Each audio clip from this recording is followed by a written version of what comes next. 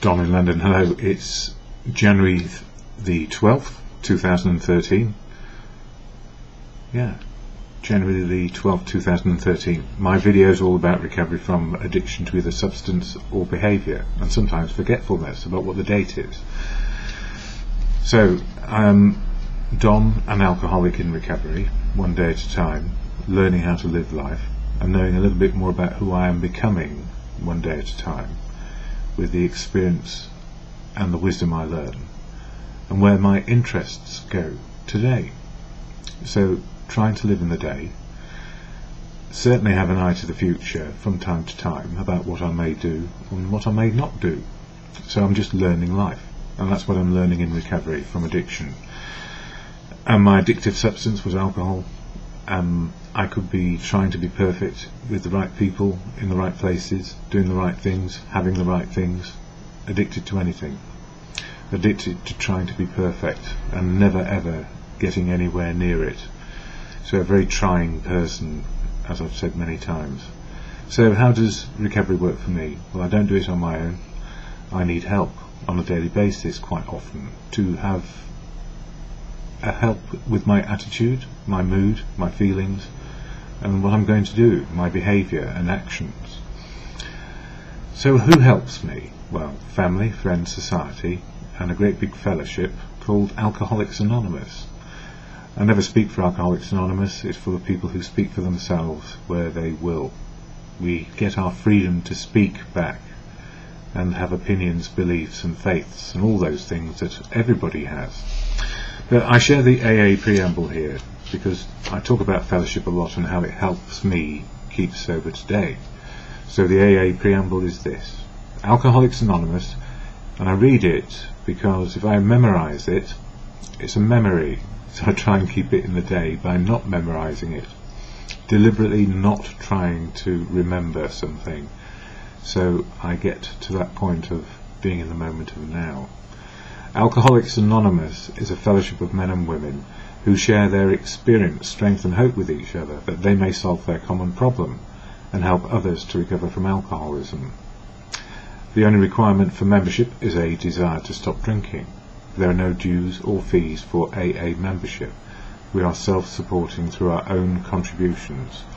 AA is not allied with any sect, denomination, politics, organisation or institution. Does not wish to engage in any controversy. Neither endorses nor opposes any causes. Our primary purpose, that is the fellowship, is to stay sober and help other alcoholics to achieve sobriety. And we all share experience, strength and hope as we feel we can. Apologies for any noises off you're hearing in the background. My washing machine is going. I'm at home. And I'm not a professional when it comes to sharing experience, strength and hope. I'm just sharing what I've learned over the last 24 hours and what's going on for me. So it's not about me being right and you being wrong. It's about, can I help you today? And maybe something I say may be helpful when trying to be sober and keep sober, and how to help newcomers. Because generally for me it's all about a new start. It's about starting over with what I understand the 12 principles of recovery to be about, the 12 steps of AA. And sharing the experience, strength and hope of how they work for me hopefully stimulates the ideas in other people and how they share their experience, strength and hope, and how newcomers are guided by everyone and not a single person, not me. I'm only one voice, and I go on about that in my writings for today.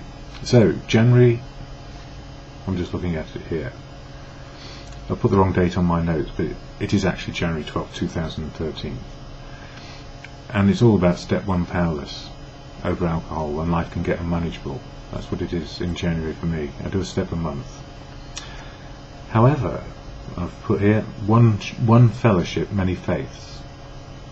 When I realised the game was up with regard to drinking, I had trouble understanding that fellowship has one primary purpose: to help anyone anywhere with a desire to be sober one day at a time. Within fellowship, so many different faiths and beliefs, as many faiths and beliefs as there are people in fellowship, because we all perceive the world as we can on a daily basis, and some have a very profound and emphatic way of describing their beliefs, and some people just keep it to themselves. So, believer, atheist, agnostic, all those understandings in one person sometimes, because I'm sure I've been a believer, an atheist, agnostic, and anything over the years, trying to struggle with reality. As life experience teaches, we come to conclusions about faith. I came to believe and have faith in sober people telling their truth as best they could, and I needed to listen to everyone, and not just a few who might favour my belief system at the time. So I need to listen to everyone, and not just one voice, the one in my head, which tells me all the answers appropriate to me, and not necessarily taking account of the rest of the world, which is where I live. Over the years, sometimes I felt less than other people in fellowship who have a firm belief in God. And at other times I've tried to believe in God because God seemed to be the necessary component of how the 12-step fellowship works in practice. And in the end I realised I could not define my own belief system, let alone anybody else's belief system, because it is a very personal matter, and we're all at different stages learning in different ways. I stopped trying to be like other people, not believing or simply not knowing. So I took myself out of all the categories of what I could be. I came to believe and have faith in the wisdom shared by many people, and with humility. I keep on listening to the many voices in fellowship as they share their experience, strength and hope about what happened, and especially now, sharing about what is happening now. And I keep on learning who I am a little bit more on a daily basis. Now, about my daily meditation. And I can be very forgetful about doing this because I'm a human, and sometimes I wake up and I don't know quite where I am with the world, because I have other conditions which impact quite heavily on a daily basis. One is type 1 diabetes and the other is clinical depression. It doesn't mean I'm sad all the time, it goes through different cycles, but that's just me. I do know, however, anyone coming in as a newcomer is probably feeling very depressed about their situation. Yes, I do have a daily meditation in the morning, and I realise sometimes I'm forgetful unless I start writing something. Step 1 for me is very simple. I'm powerless over alcohol, and if I take a drink, life will become unmanageable again.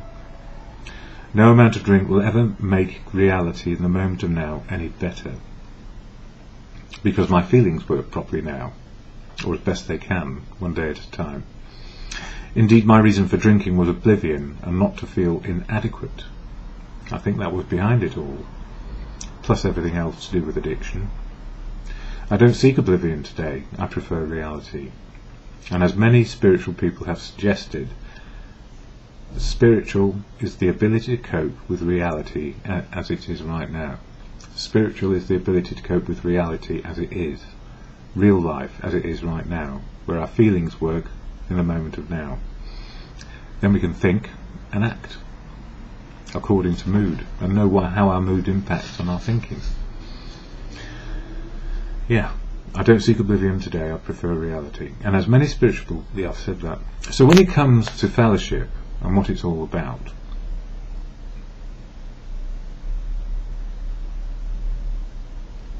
emotional and spiritual, knowing my feelings in the moment of now are about the moment of now, and not history, old feelings coming into what's going on, and not the future. Not prejudging the situation based on old angry me, or placid me going along and not understanding what's going on really with my emotions. So the odd feeling of, does this feel right? Took a long time to get there. So when it comes to fellowship and what it's all about, emotionally, yeah, and I cope most of the time, and when I cannot cope, I know my spiritual condition is not peace and serenity, and I can ask for help from anyone, anywhere, at any time. So it's not about me being right or wrong, it's just getting a reality check from other people about what's going on. And then I power up the people. Yes, help comes from within fellowship and the wisdom about being sober, and help comes because I have got the humility to ask for help. And then I power up people who can help me by simply asking with good grace, and not in a demanding way or with entitlement. And I put in here in an inverted comma, my ego demands and humility asks. So if I'm feeling entitled, ego is behind what I'm doing, and fear and brave facing. But with humility I'm asking for help. And if I'm asking for help with humility, not demanding it, some people are empowered or powered up to help me. In other words, I'm not trying to demand something, because we're not entitled, really. We need to make friends and ask for help, and that can be simply being in a conversation with a cashier at the food till in a shop. It can be with a bus conductor, a driver. It can be saying good morning as you pass somebody in the street, or a cautious nod to a person in fellowship when they don't want to be identified outside a meeting. Anyway, yesterday was beautiful. I was able to do my morning reflections and share some words. My daily chant, if you like, is all about steps. My daily chant. I need to correct this before it goes out. My daily chant, if you like, is all about steps 1, 2 and 3 to kick off my day. Reminding myself about powerlessness and unmanageability. That's step 1.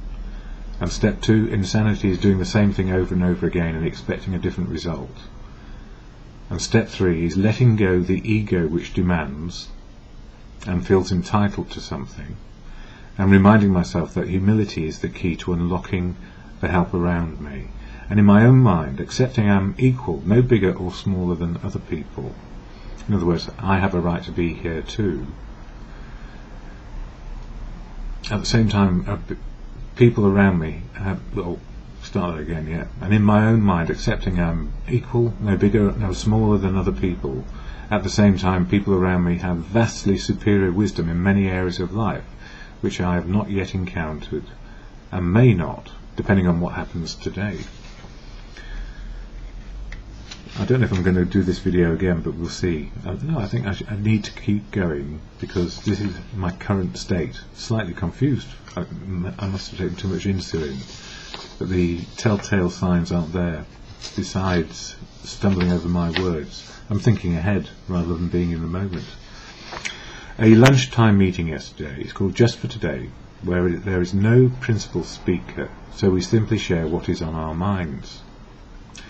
I shared about my mum, who has only 3 more radiotherapy treatments to do, and then can just take the right medication for treatment of breast cancer. So the op's being done, it's radiotherapy, and then medication for the rest of her natural. My mum's 82, has her wits about her, and lives one day at a time. Not because she was ever an addict. She lives one day at a time and has acceptance around help and support from anyone, anywhere, on a daily basis. My sister currently is her principal carer, and my mother is very grateful. Although very tired, they both accept what they can and cannot do just for today. And I've been told I can co-visit at the end of next week, hopefully, because that's the way they want it. I would like to go down now and be there, but I've been told next week towards the end might be a good time. So it's not about me. Anyway, I see them or share with them every day on the telephone or via FaceTime on the iPad. I don't fear for my mum. I love her, and I love my sister for what she is doing and they are doing. And equally, I love my brother and his family, although we are out of touch a lot of the time, and I hope I can mend bridges with him and his family as life and circumstances permit, because I was disruptive and unhelpful in my drinking days, and it's taking an awful long time to trust myself enough to be me with them. It's not about them, it's about me being me and being able to be part of their family, if that's okay. It's not for me to impose me on them. And I wish I'd been a better uncle and godfather. But I am here, and I am sober, and I am available, and that's as best I can be, with humility. I can't suggest anything. I know that, and it's fair dues. Listening and sharing with others at lunchtime, feeling good, and the sun comes out. Christmas and New Year featured heavily in discussions in our meeting. I can only share the impact on me that I enjoyed Christmas and the New Year. It was exciting to be sober, and it was also exciting to be in meetings of the fellowship. Some had fared really well over Christmas and the New Year. Some found it profoundly difficult.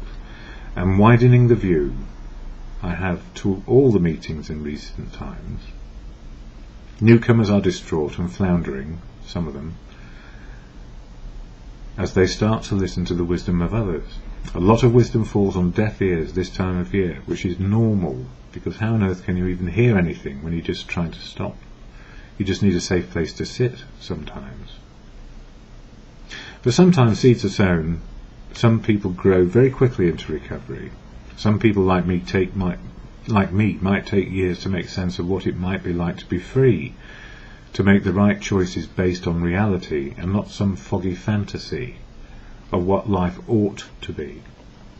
It took me a long time to make sense of being sensible and sensitive, acquiring my common sense again, and applying gumption one day at a time. What I would suggest at this time of year for anyone who knows they cannot stop drinking, and the effect that it used to have does not work anymore, is when taking a drink, coffee still works for me because I like it, and it's not like I should cut down. I should. But there are no shoulds in recovery. It's making a choice when and where to make the changes, and then be able to do them now and not try and do it forever. It's a bit like giving up alcohol or anything else. It's done one day at a time, sometimes by the moment, the hour, the half day, the full day. And the good news is we can restart at any time. I feel the most important element when sharing anything new is to develop, when starting anything new, is to develop humility. Ego demands and humility asks. So if we have a sense of entitlement, we're buggered. Because if we go demanding things, I need your help right now, come on. You're not going to power people up, are you? You're going to disempower them by saying, I want it from you. So asking for help is the most difficult part of recovery, because without it, that is the ability to ask for help and have humility or develop humility, we are probably on a fast road to destruction. The ruin for an alcoholic is happening one day at a time, when there is no recovery and there is no trust. And there is no integrity to be had when a fellow cannot stop drinking. Yeah, I was there. And I was looking out at the world and judging it, whilst the world was judging me by my actions and my drunkenness. So, and there was no, yes, humility, yes, and then hopefully the tenacity to keep on coming back. When all else fails, fellowship can become a safe place for today. But it won't feel safe straight away, because why on earth would you trust a bunch of alcoholics who don't drink anymore? Some have stopped drinking for a little while, and some people have been doing it for donkey's years. And somewhere in there, we're all equal living in this one day. So it's quite difficult being new, and it's also quite difficult being a bit of an old timer or a middle timer, or like me, I like to be a one-day timer. A bit like an egg timer. Anyway, cracked. Make friends in fellowship. Be aware of yourself. Be aware of yourself and your needs. There's nothing wrong with needing something. That's humility to ask. But demanding or wanting is where the ego steps in and we fail again.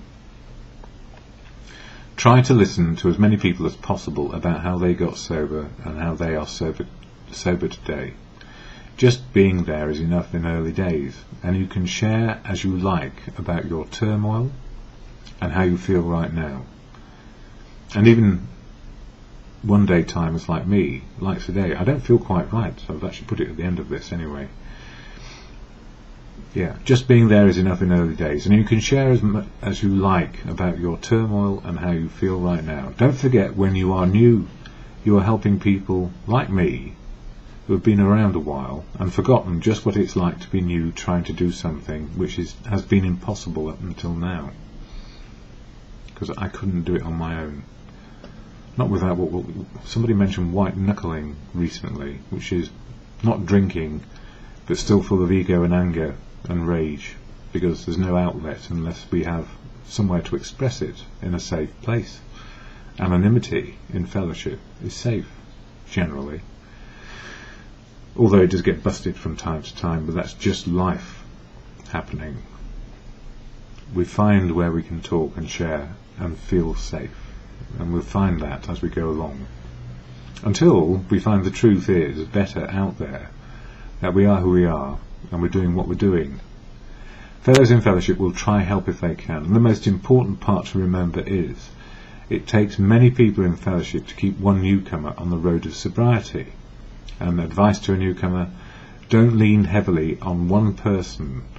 One person will be pulled down. If you try to capture them and make them your saviour in recovery, it's unlikely to work.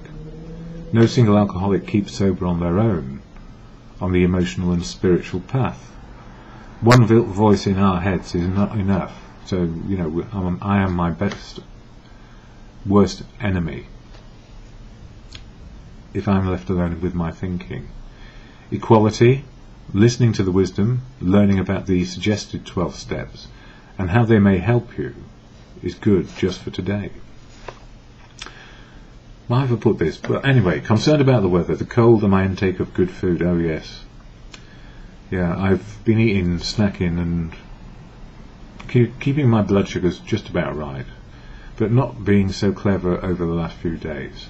I did something which seems to be bad for me as a type 1 diabetic. I took some vitamin pills, no more than recommended. Or did I? I probably took more vitamin C than I should have. Yeah. And it upset my stomach and stopped me going out for the rest of the day. And relating this makes me laugh. It did at the time when I was writing it anyway, because I should have remembered what happened the last time I took some vitamin pills, trying to fast track my system to being fully functional with all the different things we're supposed to put into our bodies. Yeah, vitamin C, D and all the other ones rolled into one pill have an explosive effect which is not good and not to be repeated so often. So I'm a bit dozy and not quite myself this morning, but that's okay because I know why. Easy does it, and hopefully to a meeting later is all I need to be okay today.